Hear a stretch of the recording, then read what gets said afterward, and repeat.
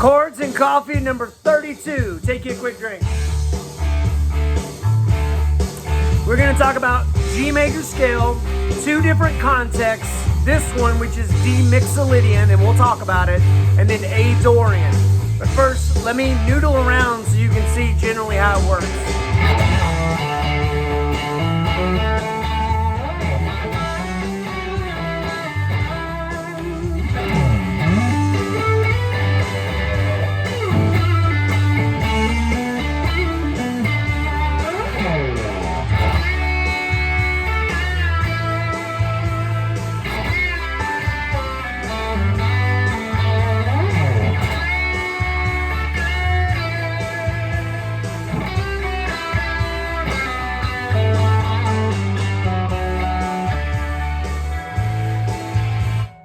Generally see, or maybe hear in this case, how that was all G major activity, but even though in my hands I was executing, some hours of practice of the G major scale, my ear was guiding what felt like resolution, or even what felt like once you stumble onto like a phrase, my ear was guiding like, okay, that's a phrase. Okay, so let me unpack that. Before I do, first of all, a couple of quick shout outs and thank yous. Number one, thank you to everybody who's been commenting and sharing the videos. It seems like you guys have really been fired up and engaged even more so than you've been in the past. And you guys have been with me since day one, so thank you. And especially to Jason Wade, who called the store the other day, ended up buying a guitar, and it was really cool to put a voice with the name. And gosh, isn't it awesome to be a part of something that's happening online that is both positive and encouraging and building community? It just feels really rare. So Jason, it was awesome to talk to you the other day. Thank you for calling, and I hope you enjoy that guitar. So anyway, all that to say this, last episode, we talked about the major scale, and we talked about just getting it in your hands, right? And we started with good old G major scale. Well, in this one, speaking of conversations, that I know I do all these tangents, but stay with me. Hopefully it's part of the charm of the whole deal. Anyway, I was having a conversation with a buddy of mine that plays pedal steel, and we were talking about improvising with the major scale, and I thought, okay, I got to talk about this. The major scale, it's a compass, right? Like we talked about last time. And to really prove that concept, sometimes you got to allow yourself to get lost, so that you have to trust the compass to take you where it is that you want to go, right? And so in this case, that first track we did, and let me tell you what it's called. It's called D Mixolydian. Let me pull it back up here. Backing track, or actually jam track and D Mixolydian, classic rock 80s style. It says follow along. It's right there. And the chord progression ought to look pretty familiar to you. It's got D for a couple of bars, and then C, and then G, and then it goes to this D, and then this D over C thing, which a D over C, that just means a D major chord with a C in the bass. And after that, what I'm going to call the chorus of the song is D, A minor, C, and G. Well, that ought to feel pretty familiar to you, because there's a lot of songs that do that. So this first song, it's in D Mixolydian, because what that means is that D Mixolydian is sort of an algebra equation for saying D is the fifth of what? Well, if you spell a G major scale, G, A, B, C, D, right? We talked about this, right? There's the G major scale, 1, 2, 3, 4, 5. Here's the compass at work, friends. Right? Getting on this D Mixolydian is saying D is the fifth of what? It's the fifth of G. So to execute the Mixolydian mode, to play the Mixolydian mode, play a G major scale that starts with D and ends with D. Now, if you're improvising with it, you're not going to like always end on D, right? If you're improvising with it, you're going to noodle around in G major, right? Which is a much simpler concept to think about. So when you see a song, Sweet Home Alabama, Werewolves of London, in fact, that chorus part of it, that D, A minor, C, G thing, there was a huge hit in the church praise and worship world called Revelation Song. And it had that exact chord progression, D, A minor, C, G, right? And there's a lot of other songs that do that too. Merle Haggard, That's the Way Love Goes. There's that Duran Duran song, Ordinary World, that kind of has a similar vibe to it. Daniel Caesar, You're the Best Part, on and on and on. There's a bunch of songs that do that minor 5 thing, which A is the 5th and D, it's A minor. So really what's happening is it's this D Mixolydian thing, right? I know it's a lot of modes and algebra and hoochie faducci flying at you, but the truth is this major scale often presents itself when you boil down these concepts that maybe feel a little complicated. It's just the major scale hiding, waiting to be discovered, right? So go grab this track one more time, and I'm going to play just G major over this, and I'm going to play it up top here, because if I play it down low, you might not be able to hear it because it's rubbing too much because it's so low. Let's play it up here on the 10th fret, and it's just the same. It's the same up here.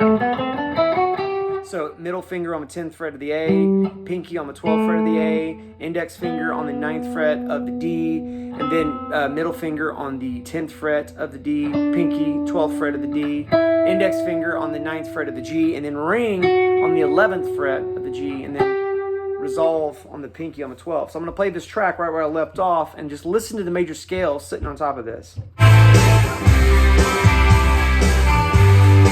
we go.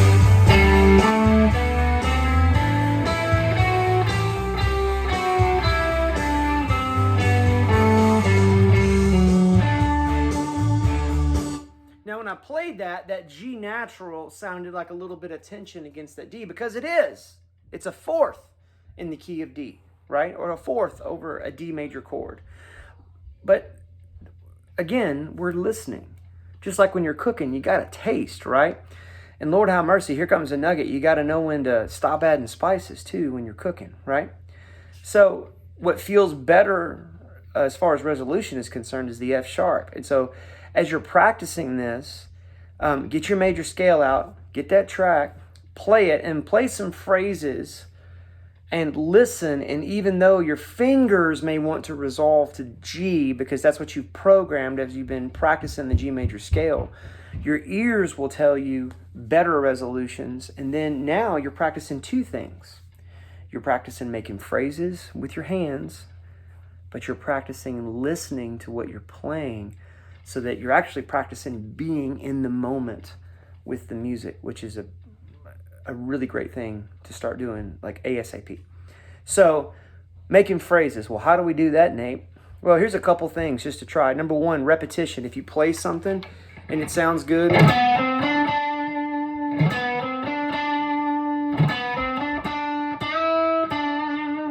so play it 3 times, and on the 3rd time, do something slightly different. On that one, I just bent it up. And I bent it from, in my mind, I'm not going, hey, I'm going from a D to an E. I just bent it a whole step, and that seemed to work out. And so I went, okay, we're going to shelf that, and I'm going to come back to that phrase, right? You can also do like a pre-bend, right? So like, let's say we're up here, right? On that note, on the 5th fret of the B. What if I went and bent from this E to this F sharp? And then from that F sharp, at the top of this video, I actually did that where I found this little area and I started messing with that. And then once it's bent, then release it back to the note you were just at. Or sometimes a cool thing to do is to start with that. So start with the note already bent up to where you're going, and then release it. You can do it slow too. Right?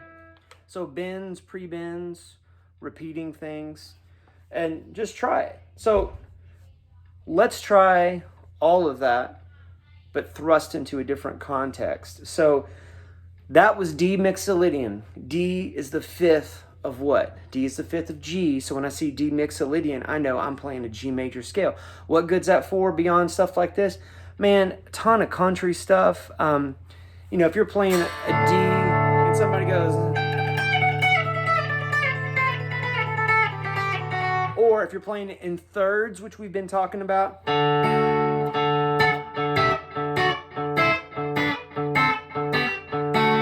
I'm literally going straight down the G major scale in thirds over a D chord. And that gives it that dominant 7 thing once I get to that C note. Right? All right. I hope this is making sense. If it is, give me a thumbs up below in the comments section. If it's not, give me a thumbs down and a good old-fashioned Nate, I love you, but you lost me. All right? And we'll find you. We'll get you back on the track. No big deal whatsoever. All right. So this next one, let's do, look at that, little PRS Santana model guitar. I don't know what color that is, but that's gorgeous. It's either autumn sky or maybe a, it's kind of a flamey orange. But anyway, PRS did such a good job. Look at that thing. All right, let's click on that. Let me turn this down so I don't have to suffer through a commercial.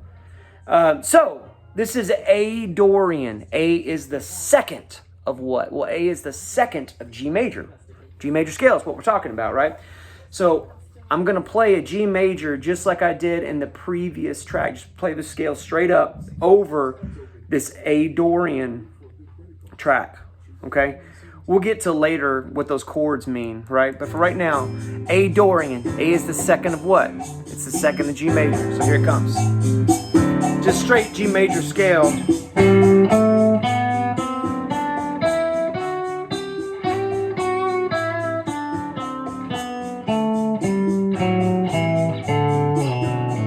Do you hear how those notes lay out? The real flavorful, interesting note is that F sharp. Right? So now I'm going to look for phrases using the G major scale.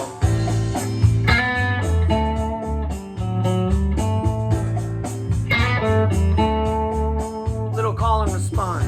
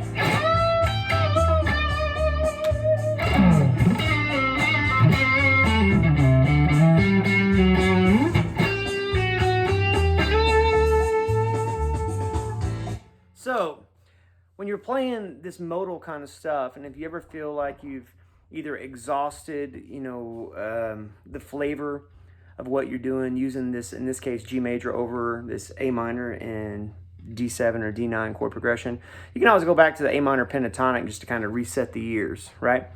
But a couple things. Number one, I started and I played a real simple phrase, and then I followed it with an even simpler. It was like something like that. So,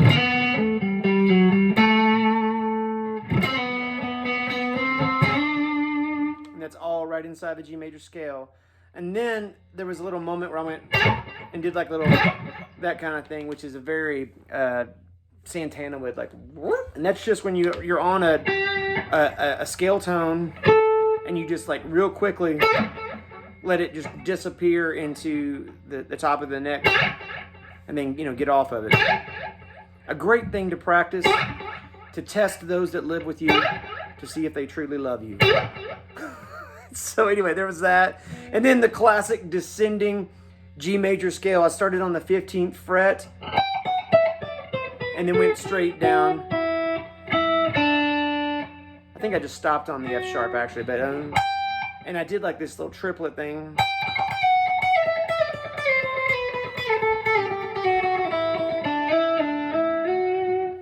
I'm not sure how it ended, I don't remember, but you get the idea of that descending kind of thing. It's all just G major. It's all just G major. And if you mess up, and I did, two schools of thought. Number one, see if you can duplicate that mess up, this time with a little bit of intention, because then it starts to sound like, did he mean to do that? Or if you mess up, it's okay to make fun of yourself, or not make fun of yourself, but it's okay to laugh at yourself. How about that? It's okay to not take yourself too seriously. It's okay to inject humor into your playing. And if you want a fantastic example of this, and I don't mean in the mistake category, but I do mean in the sense of humor into your playing, there's a guy named Greg Koch, K-O-C-H is his last name, first name Greg. He is like one of my favorite guitar players. I mean, just incredible, virtuosic, hilarious, and a lot of heart, a lot of soul in his playing. His son Dylan plays drums, and then there's a guy named Toby Marshall that plays organ, and they have the Koch Marshall Trio, and it is an incredible band. And Greg, if you've never heard him play, listen to some live stuff especially, but he will inject like his sense of humor in his playing. And I don't mean like where he's like making a mistake and trying to cover it up, but where he's just so spontaneous and joyful that I guarantee you, I bet there's a few instances where he does do something that wasn't quite what he expected, and he makes it sound like a real incredible point of interest because of how willing he is prior to that to inject all these kind of fun, just joyful sounds in his playing. So check him out. I hope this is helpful to you. I want to close with this. I've been thinking about this for a while, and I want you to tell me what you think. What would you think if we did one of these live, and maybe with a small audience of people who are, nearby and local? But the real question is what if we did a Chords and Coffee live? Would that be helpful? I generally pre-record these so that I can spend some weekend time with my family. But if you guys would like to just try one, a Saturday morning session, totally live, where we've got like lots of question and answers going back and forth as opposed to just me introducing an idea to you, comment below and say, yes, let's do a Chords and Coffee live. I'm just kind of testing the water a little bit, see what you think about that. So thank you guys for watching. Thank you for your comments. Thanks for sharing the video. If you haven't already, click that subscribe button on this YouTube channel, and we'll keep doing this. I sure do appreciate y'all. Have a good day.